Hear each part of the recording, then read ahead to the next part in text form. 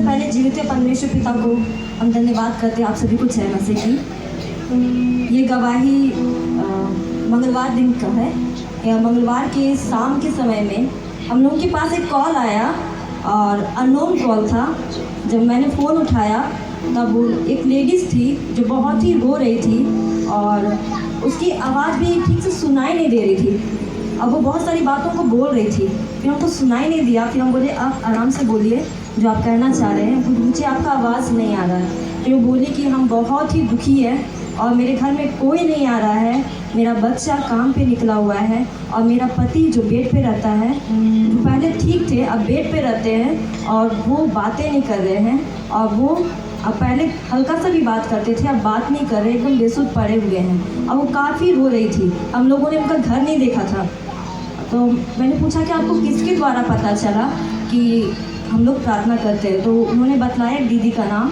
तो फिर हम उनके पास फ़ोन किए क्योंकि हम लोगों को आवाज़ें नहीं आ रही थी। फिर उन्होंने भी कहा कि हम अभी उसका नया रेंट रूम नहीं देखे हैं।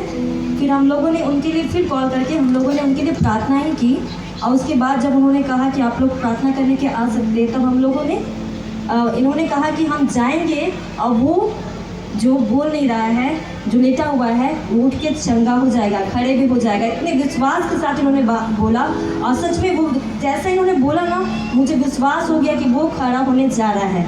और मैंने कहा कि जब हमारे आत्मिक पिता जब अपनी छोटी से छोटी बातों को अपने आत्मिक पिता को बतलाते हैं तो ठीक है, हम लोग जाएंगे, लेकिन हम लोग पहले अपने आत्मिक पिताजी को बताएंगे, उसके बाद ही कुछ करेंगे। और फिर हम लोगों ने फ़ोन किया, हमारी मम्मी ने फ़ोन उठाया। उस समय जमशेदपुर में मीटिंग था और वो वहाँ पर व्यस्त थे। फिर रात को कॉल बैक आया, फिर हम लोगों से बातें हुई और दादा ने कहा कि जाओ, और उन्होंने एक वचन को दिया कि तुम्हें अधिकार है, तुम प्रार्थना करो, शत्रु की सारी बल ताकत सामर्थ में तुम्हें अधिकार है।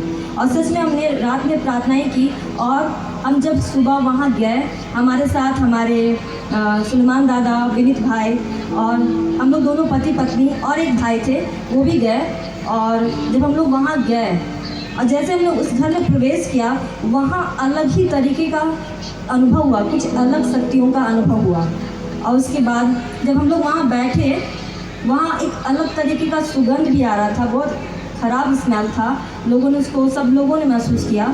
और उसके बाद जब हम लोग वहाँ बैठे तो वहाँ जो आंटी थी वो काफ़ी दुखी थी और बहुत सारी चीज़ों को बोल रही थी, नकारात्मक चीज़ों को, कि हमारे घर में एक कुआं था, ऐसा कुछ बहुत सारी चीज़ों को बोल रही थी। पर मैंने उसके एक भी वर्ड को ना सुना, ना वो बहुत सारी चीज़ों को बोल रही थी, मैं नहीं सुन रही थी। बस मैं परमेश्वर के वचन की ओर ध्यान लगाई हुई थी कि आज ये खड़ा होगा। जब सुंदर फाटक के पास जन्म से वो अपन खड़ा हो सकता है तो ये क्यों नहीं होगा।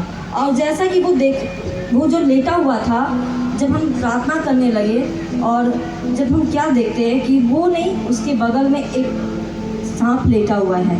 फिर हम लोगों ने कमांड किया, उसे उस घर से हम लोगों ने बाहर निकाला। और उसके बाद जब हमने कहा आंटी आप इससे बैठाइए, वो बैठ नहीं पा रहे थे, उन्हें उठा करके बैठाना पड़ता था और साथ में पकड़े रहना पड़ता था। फिर जैसे जैसे हम लोग प्रार्थना करते गए, कमांड करने लगे जैसे हम लोगों ने, और वो बैठने लगा। फिर हमने कहा कि पिता आप आइए, यहाँ बैठिए, आप उठ के खड़े हो जाइएगा। अब वो बैठे, फिर उन वचनों को हमने उनको बोला कि आप रिपीट करिए, और उनका मुख नहीं खुल रहा था, उन्होंने धीरे धीरे बोला और सच में परमेश्वर उनके मुख को खोला। उनका एक आँख भी नहीं खुल रहा था, एक आँख से वो देख रहे थे बहुत मुश्किल से, उनका दूसरा आँख भी हल्का खुला। उनकी पत्नी बहुत ही आनंदित हुई कि इनका ये आँख नहीं खुलता था। और सच में उसके बाद बहने जैसे ही कमान किया कि यीशु के नाम से उठ और चल, फिर उन्होंने अचानक से पूरी ताकत के साथ उठ के खड़े होने के लिए अपने आप को जोर लगाया। फिर मैंने कहा से हल्का सा टच करो, पकड़ाओ, खड़ा करो। अब वो खड़ा हो गया, इन्होंने छोड़ा और सच में वो खड़ा हुआ। और आज हम विश्वास करते कि आज वो खड़ा हो गया है, अब वो चल रहा है। वो जनवरी से बेड में लेटा हुआ था। डॉक्टर लोगों ने उनका जो भी इलाज किए, कुछ भी बीमारी को नहीं पकड़ पा रहे थे और कुछ बीमारी नहीं निकल के आ रहा था, लेकिन वो बेड पे लेटा हुआ था। उनके हाथ में, पाँव में मैंने बहुत सारी चीज़ों को देखा। और जब मैंने पूछा कि किस लिए है, तो बोली कि दुष्ट आत्माओं को भगाने के लिए है। और हमें पता था वो किस लिए है। और फिर हम लोगों ने उनके लिए प्रार्थनाएं की और बोले कि जिस प्रकार आज ये खड़ा हुआ है और अब ये चलेगा, आप इनको चलते हुए देखिएगा। और एक दो कदम वो बढ़ाए हुए थे, अब वो चल रहे थे। सच में परमेश्वर उनको खड़ा किया, उनको चलाया।